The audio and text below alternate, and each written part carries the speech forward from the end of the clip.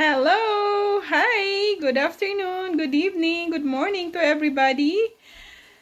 Now, I'm gonna cook a pansit, fried noodles in English. So, before I start cooking pansit or preparing the pansit, I will show you everything, the ingredients that I have for pansit. So, this is the bihon. It's a rice vermicelli.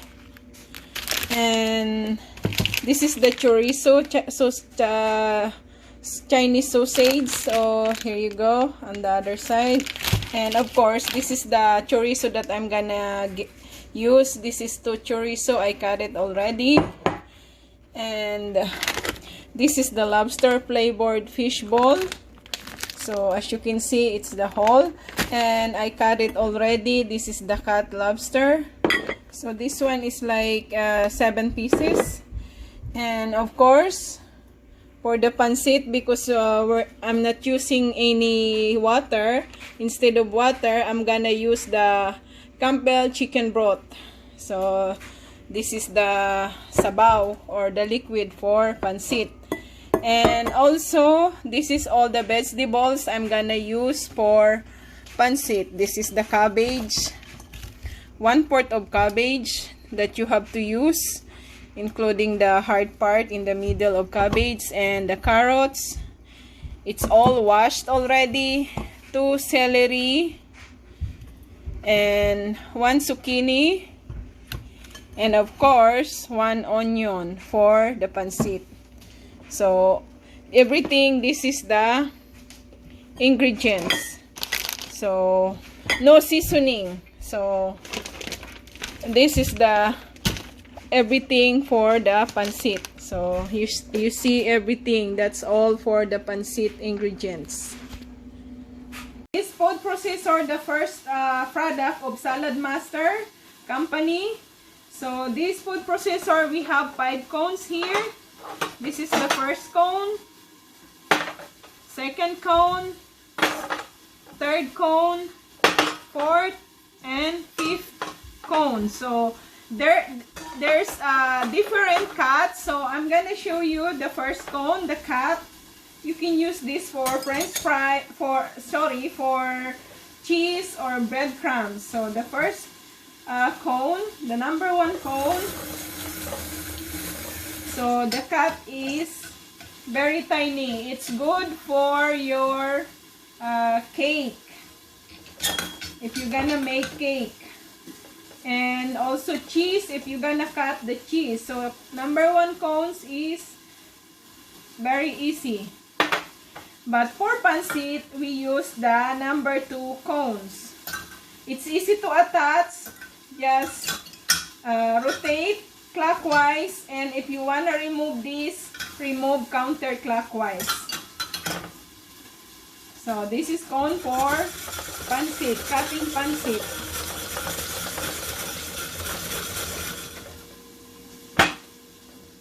Zucchini.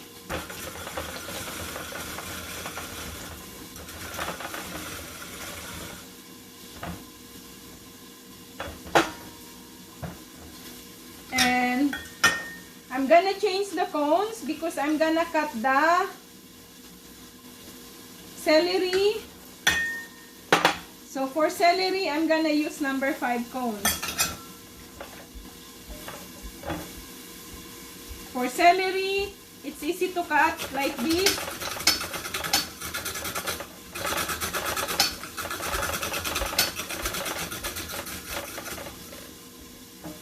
And this machine taking out the hard part of your celery.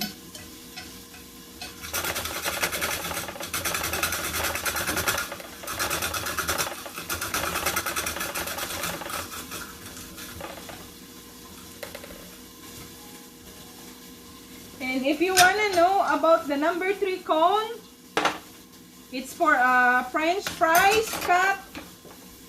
So this one, we just gonna show for a French fries cut.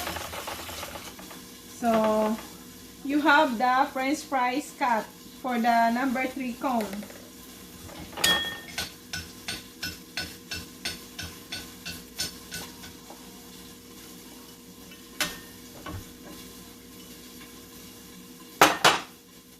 And for the cabbage, of course, I'm gonna use the number 5 cones again. So this is number 5 for the cabbage. For the cabbage, we prepare not to remove this one. We're gonna cut this here. Usually for a normal cooking, we take out this and throw, but this is very important for our health. We have to put this in our food because there's a lot of vitamins and minerals in this side. This one, this is the hard part. So in this machine, you just do like this.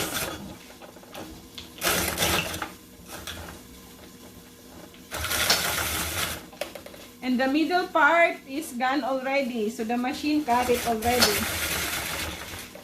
And if you are scared, might gonna cut your fingers, so you can just put here, press this one, the lid.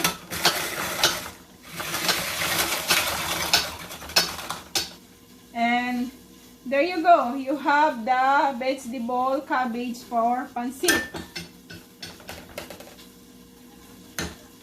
And also for the onions, I can use also this one, the number 5 cones.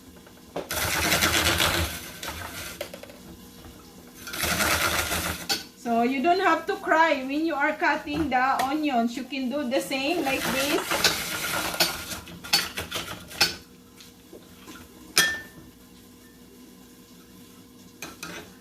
Number 4 cone.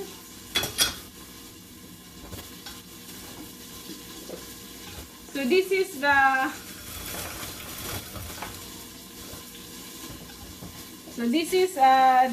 potato chips with design. The number 5 cone is potato chips without design.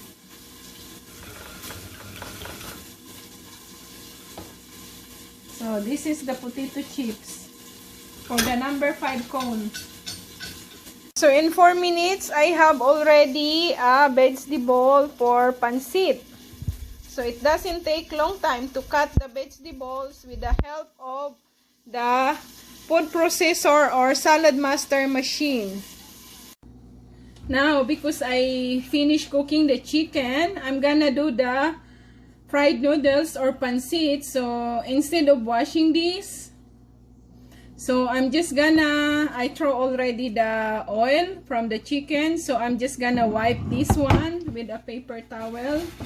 So the rest of the bad fats from the chicken, it's gonna be absorbed by the paper towel. See, it's all the oil, bad fats from the chicken. So I don't wash it because I want the flavor of chicken to go to the pansit or fried noodles. So time to put the bihon or rice vermicelli.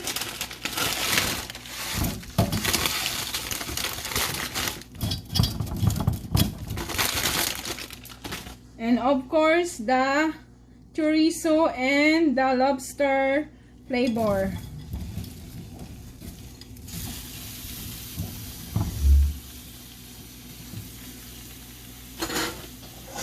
And now all the vegetables that I cut.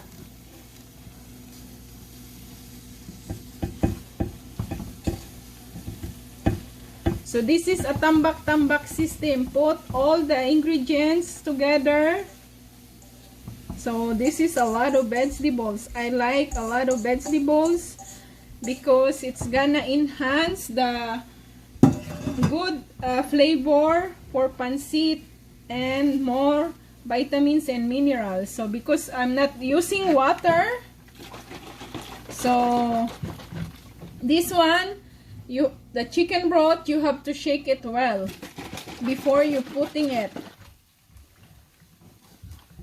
So now just pour the chicken broth.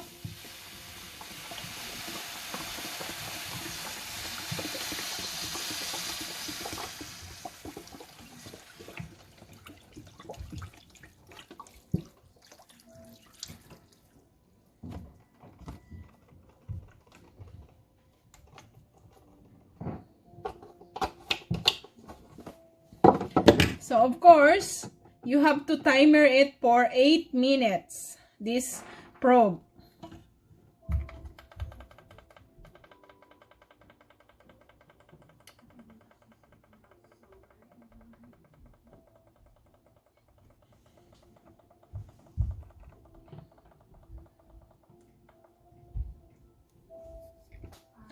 So 450 Fahrenheit, and then I'm gonna timer it for 8 minutes. So now it's 8 minutes. So in 8 minutes, we're gonna have a pansit or fried noodles.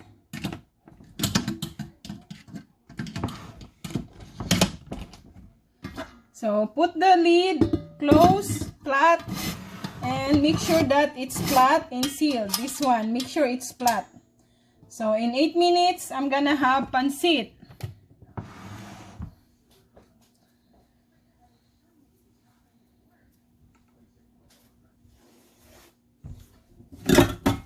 So you see, I didn't put any seasoning. So tambak-tambak system and Saladmaster Cookware EOC, or even you can use the top stove of Saladmaster Cookware as well. That's what I'm using most of the time. And sometimes I use also the MP5 Saladmaster because that is my favorite cookware. I like cooking soup, so I can cook soup and also any food in MP5 as well. This EOC, so you can cook also in this EOC any kinds of food that you wanted to eat. So very easy for preparing pansit. It takes you only 8 minutes, the cooking time of pansit. And also for the cutting the vegetables preparation for pansit, it's only 3 to 5 minutes. So not even 15 minutes you have the pansit cooked and prepared for your family. Now it's only 1 minute left, and you see the EOC is clicking, click, click, click. It means that the food is done. It's cooked already. So the 8 minutes is finished. So this EOC, you can use it for cooking of any food. You just timer it and heat up. That's very important. You have to use the timer if you're gonna do something else, so at least your food, it doesn't burn. So it's gonna cook by itself. So let's check it out. Wow, look at that. The vegetables is half cooked. So that's the only time you're gonna open the pansit. You don't have to stir, because every time you stir the pansit, open the lid, it's gonna go away the vitamins and nutrients. So when it's time for you to eat, and you're gonna mix together. So let's mix together. Look at that. Wow. So this is pansit bihon. My favorite is pansit bihon. So when the time you want to eat, that's the time you're gonna mix together all the vegetables and the pansit, the noodles. Look at that. It's so good. Looks so good.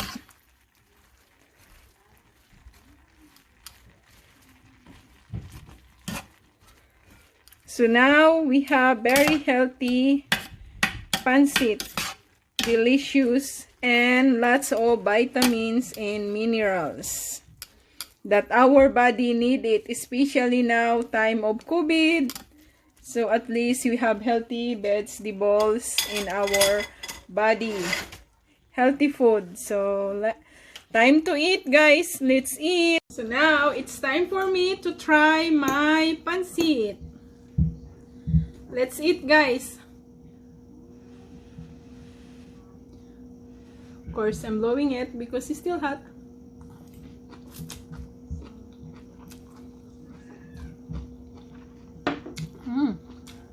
Tastes good. The vegetable, It's very crispy, so I like crispy vegetables.